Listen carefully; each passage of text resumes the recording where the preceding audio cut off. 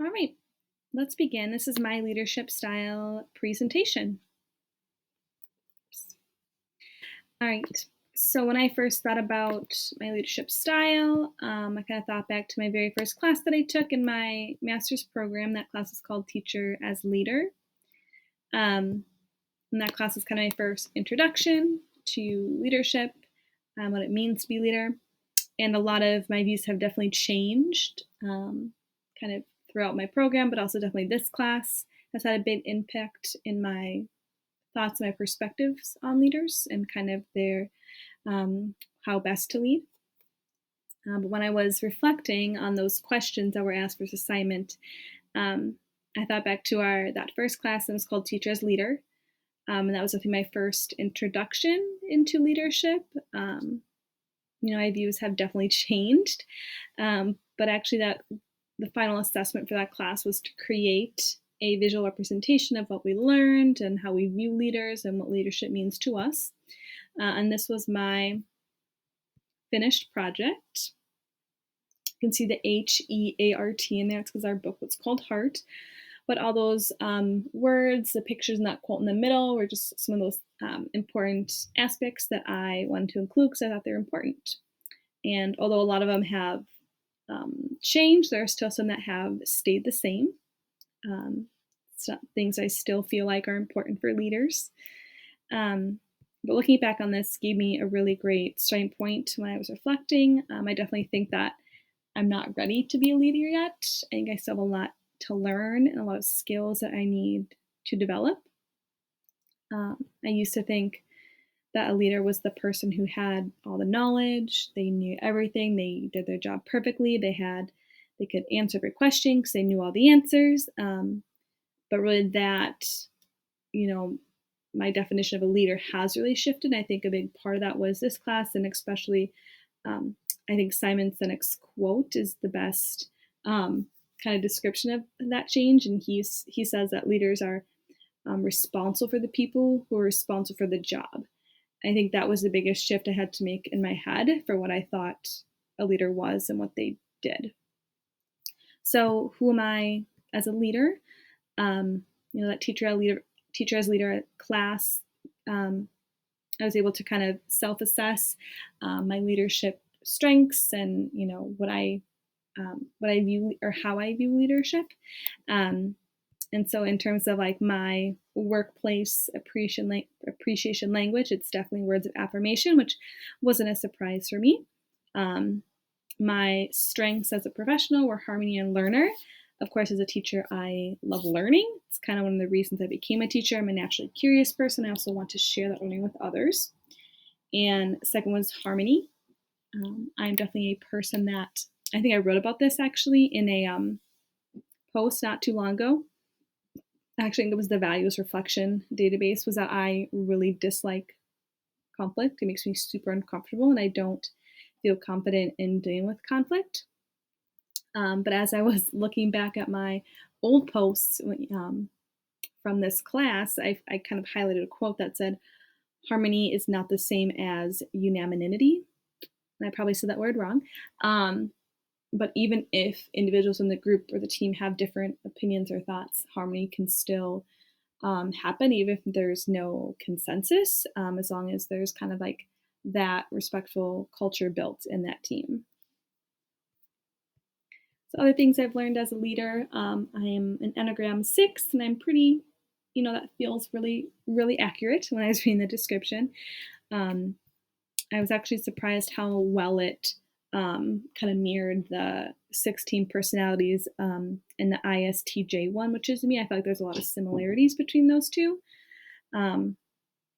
With the excessive worry, sense of loyalty, and that's to like friends, family, important individuals, but also like loyalty to where you work and loyalty to like rules, and part of that is rule following. I really dislike it when other people don't follow the rules and aren't really doing what they're supposed to be doing.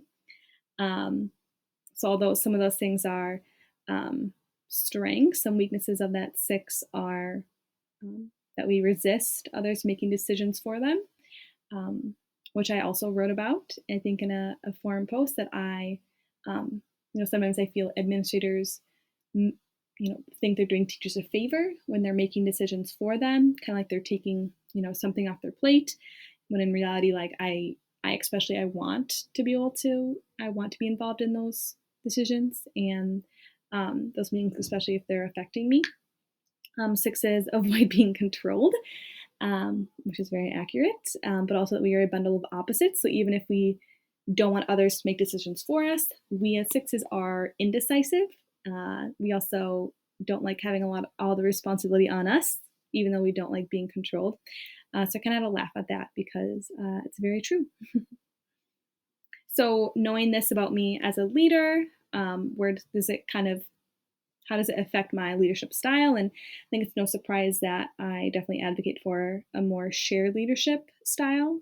I know Green listed a lot in our textbook. I definitely feel like sharing leadership and distributing it, um, just with what I've seen with previous schools, I think this I had the most success.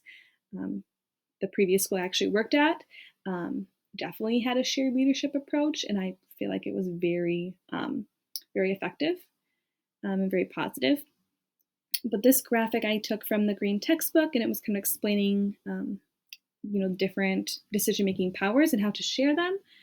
Where some decisions will be autocratic, so the leader will make the decisions. And it's a spectrum that leads to like very participatory, where the team members are the ones making the decisions.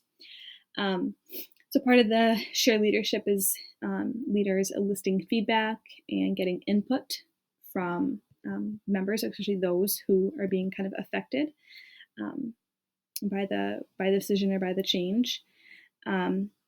And I think as a Enneagram 6, I feel like it's important to give individuals opportunities for input. I feel like it connects them to the vision and the mission. Um, Distributed leadership, um, this shared leadership or distributed leadership approach, when we think back to one of the scenarios we analyzed with Superintendent Robinson and their more control and command approach, and how this is almost the complete opposite because there's so much collaboration.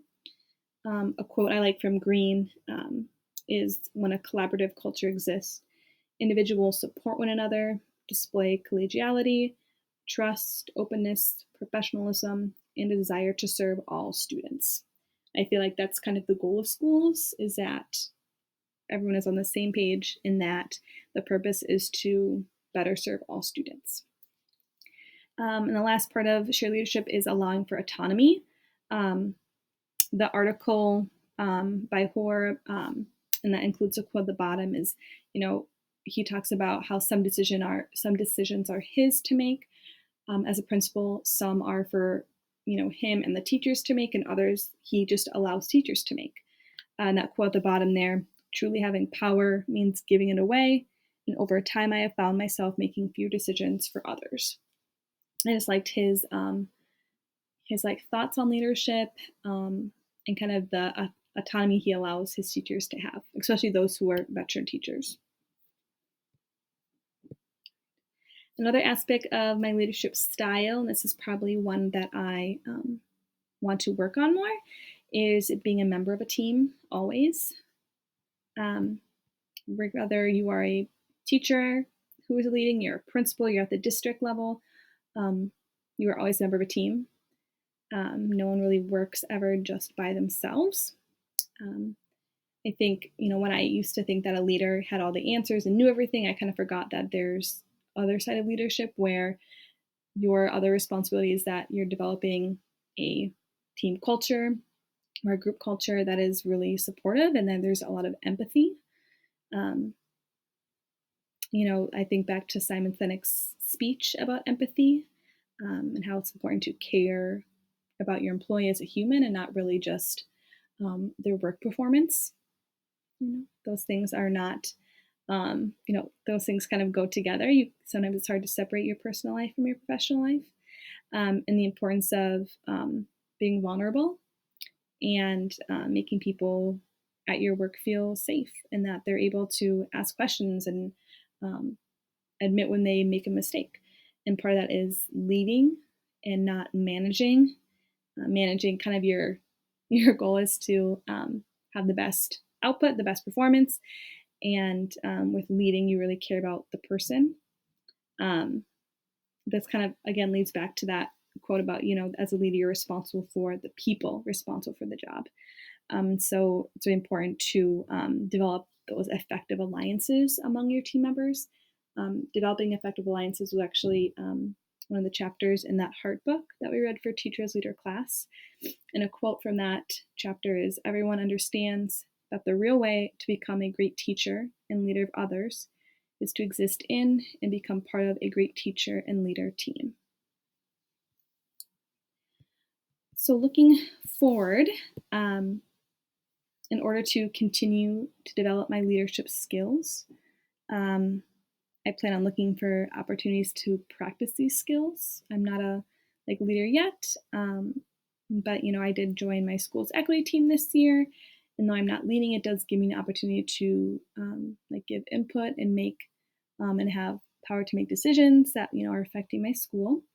I also want to find out kind of I've been a classroom or special education classroom teacher for this is my 8th year, and so kind of I don't plan on doing that forever, and so kind of where are my passions leading me towards? If I'm not going to be a classroom teacher forever, is it getting a leadership role as an administrator? Is it getting another licensure and becoming a general education teacher? So regardless of where my skills lead me, I think the one thing that's for sure is that um, my purpose and the reason I love my job is because of my students. They're the best part of my job, and so where my career takes me, my students' needs will be the ones advocating those decisions, or be the ones guiding those decisions. I believe all students can learn and grow and progress, and so holding tight to that belief will kind of guide me to kind of my next steps in my career, to where I can be an even better advocate for them. And this quote, I think, kind of sums up that idea. And it says, "By teachers and leaders tend to answer the question, how good do I have to be? Engaged teachers and leaders tend to answer the question, how good can I be?" So that brings us to the end. And here are all my references. Thank you.